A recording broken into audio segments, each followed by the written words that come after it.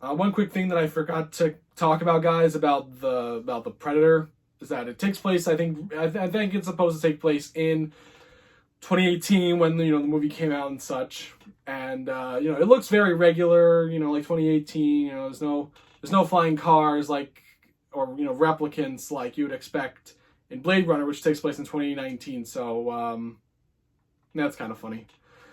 Yeah, we want to kind of believe it's sort of the same universe or not, but yeah, just needed to quickly jump in and mention that weird fact.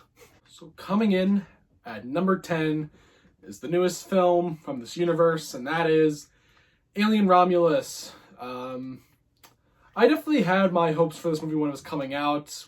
After I saw the 2013 Evil Dead reboots, and seeing how Fede Alvarez made something kind of safe, but yet kind of new, and it didn't feel like a retread of the previous three Evil Dead movies.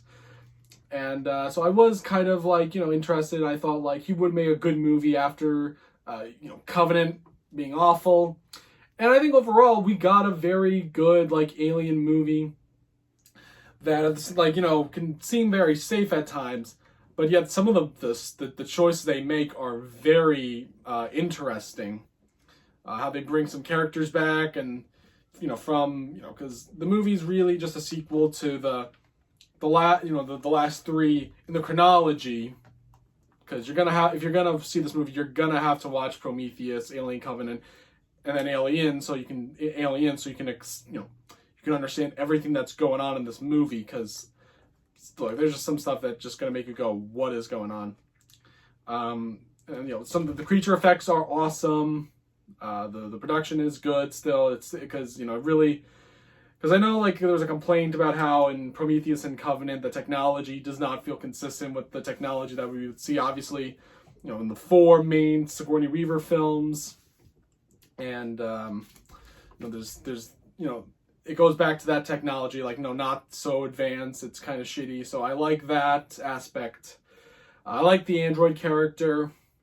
But the biggest issue is that I don't really care for some of these characters that much.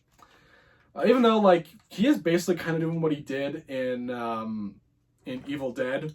I've never seen any other Fede Alvarez movies. I've never seen his Don't Breathe movies or his, weird Girl with a Dragon Tattoo reboot. I've never seen that film.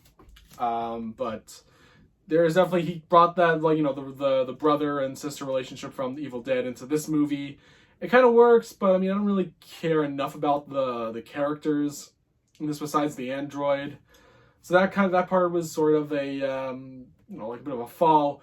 But but the other stuff in and around it I think is pretty decent, and I'm excited to see what else they'll bring to this Alien franchise with this movie being such a big hit that it is.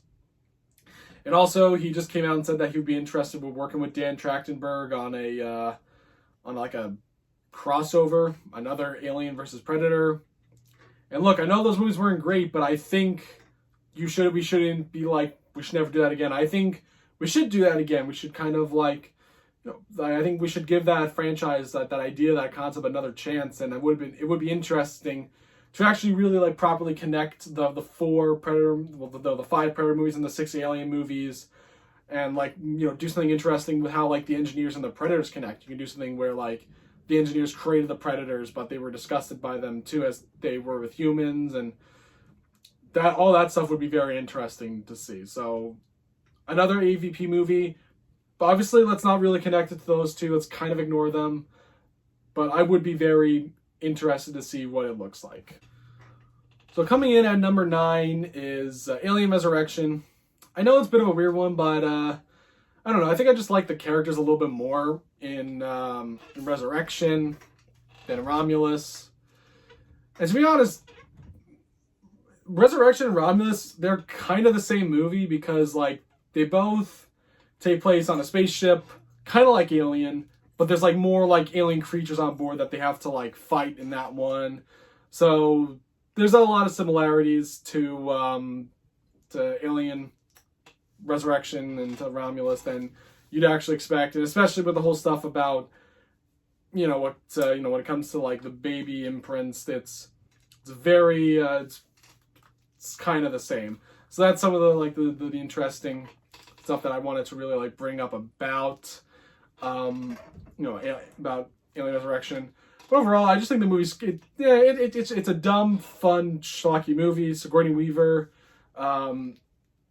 she didn't really want to come back, but I think she's actually like, she kind of seems like she's having fun, especially with the idea that this is like it's not exactly Ripley, but it's like a Ripley that kind of just predicts on what everything is going to happen. So it's all fun to see.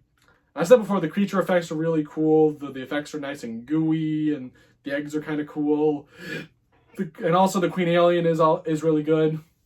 And it's just a weird direction. It's weird because they got this weird French guy, and they got a script by Joss Whedon that partially feels like Joss Whedon testing the waters out for Firefly itself, because there's like space cowboy or pirates in this movie. All that stuff is very interesting to see, and it's just a fun, dumb, schlocky late 90s movie that has very cool special effects and Brad Dourif being very weird. So coming in at number 8 is Predators. My thoughts have changed a lot on these two Predator films. I wasn't too big on when I reviewed them last time. Predators especially, I think, is just a lot better. Maybe because I kind of just like it for it's like a good refresher, kind of just after the schlocky EVP movies, and we get something a little more sophisticated and more kind of like the first movie. But I still think it's actually like it's more different enough. Like I like looking back at all of these these soft reboots, like Star Wars and such.